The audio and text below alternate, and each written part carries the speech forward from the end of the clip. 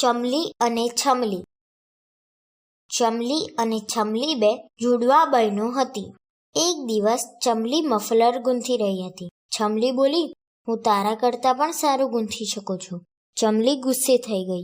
તે રિસાઈને ત્યાંથી જતી રહી. બીજા દિવસે છમલી એકલી જ નિશાળે ગઈ. ચમલીએ નિશાળમાં પણ છમલી સાથે વાત ન કરી.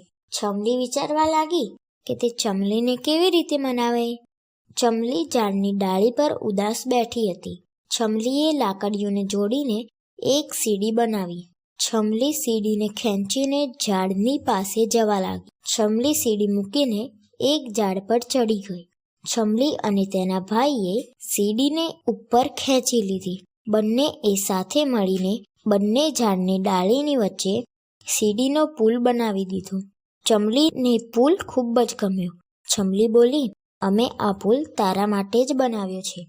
ત્યારબાદ બંને બહેનો ડાળી પર બેસીને પુલ વિશે વાતો કરવા લાગી.